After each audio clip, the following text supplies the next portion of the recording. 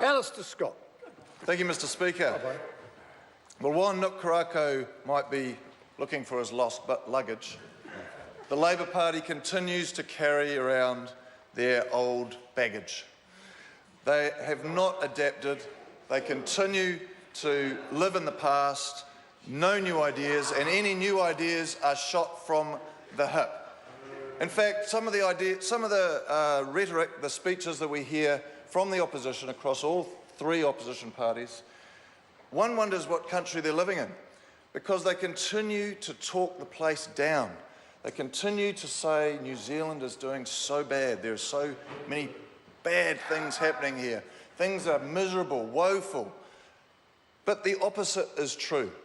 The opposite is true. We are in a construction boom. A construction boom. More apprentices involved in the building industry and across the trades than ever before. That is what's happening. More people want to live in New Zealand, and they call that a problem. People are voting with their feet. They are choosing to stay in New Zealand. Why is that? Well, that is because there is opportunity here. Kiwis are coming home from the UK, from Australia, and most importantly, they're not leaving because they realise the opportunity is here. The opposition blame the immigrants for the apparent problem of this construction boom that we're in and this apprenticeship boom. They blame the immigrants. But in fact, Mr. Speaker, the number of immigrants that we have brought in as a country over a very long time has been relatively stable, around 40 to 50,000 a year. And we bring those people in to fill the gaps, to fill the skills that we do not and are not able to fill here today. And we do that because we are building a nation. We want to enable those skills to be used and utilised effectively, efficiently, particularly in today's climate, particularly around the IT sector. A lot of jobs, if you look on seek.co.nz, a lot of jobs available for people in highly skilled sectors of the economy. So that's what's happening. So the economy is growing. Now, the economy is growing at around 3.5%. That's an increase in the projected growth rate. That was just announced today by the Reserve Bank Governor. That is good news. That is good news. That is incredibly good compared to other countries of the world. And that is why we have an interest rate of an OCR of 2%. Other countries in the world have negative interest rates. That is how poorly run their economies are. That is how much, that demonstrates the strife that the European economies are in. So when one puts money into the bank to keep it safe, the depositor pays the bank to look after their money. You don't get any interest at all. Such is the deflation, the pessimism that is out there. Here we have a positive growth rate projected to be 3.5%. We have projected unemployment to continue to fall. These are all signs of a growing, well, obviously a positively growing economy. Just today in a select committee, we heard from immigration people that there was an increased inquiry. More people want to join this economy. More people want to come into New Zealand. And they're coming from countries like the UK and Australia because of things like the Brexit situation and the instability of some of the other countries around the world is driving people to economies that are stable, that are reliable, and that have opportunity for their families. So these people don't have Chinese-sounding names. These people have American-sounding names. Names like Chad, Brad, Angelina, Chuck.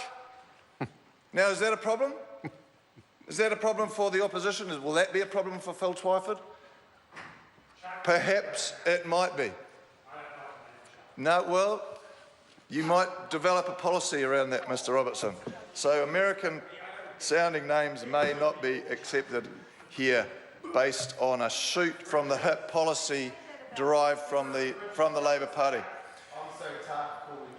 Mr. Speaker, the alternative is not an option. The Green Party, Ms. Julian Genter, suggested that there was credibility on that side, in that party, around their economic views, their economic policies.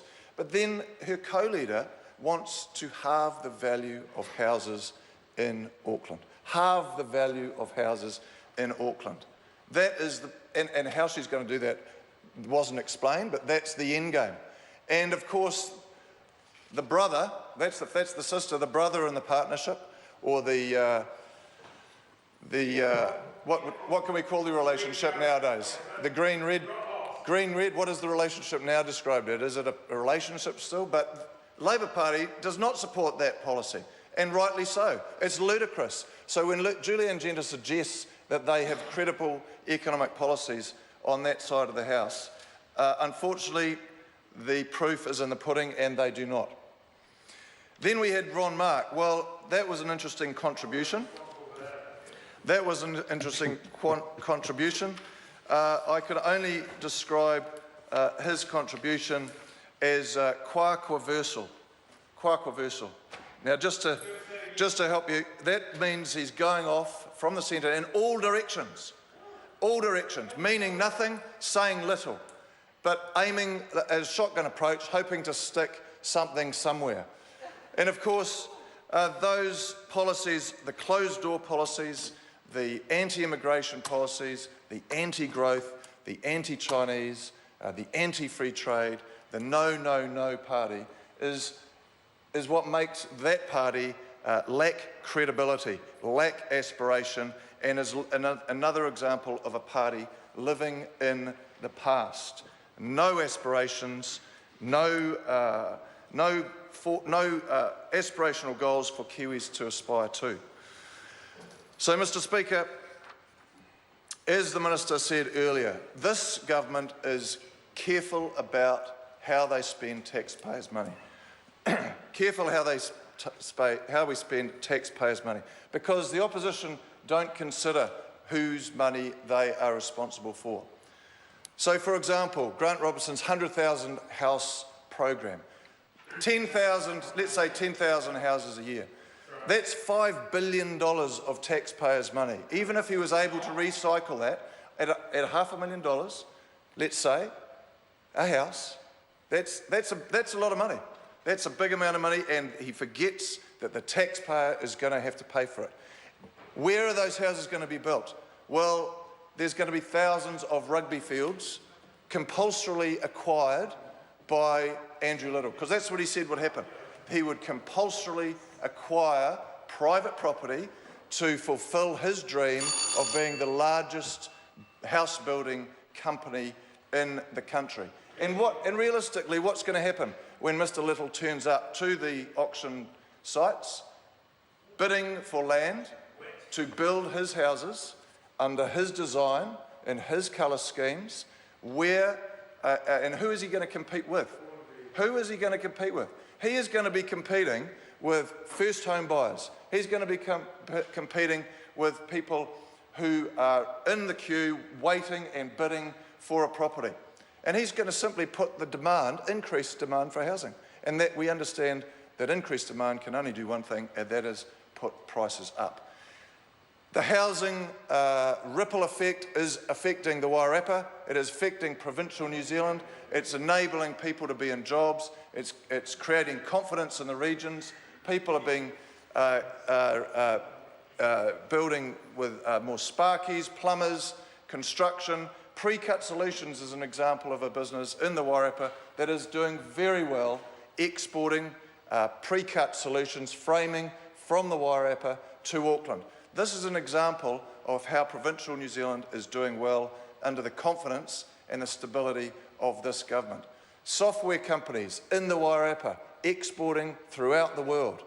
That is because we're connected through the Rural Broadband Initiative, and Fab Lab is another example, connected to the world using high-speed UFB, enabling school children in Pongaroa to be connected to their colleagues across the world, anywhere in the world, anywhere on this planet. Mr. Speaker, This is a very good budget, the estimates budget. It's coming from a stable and reliable and aspirational government, and that is why I commend it to the House. Gareth.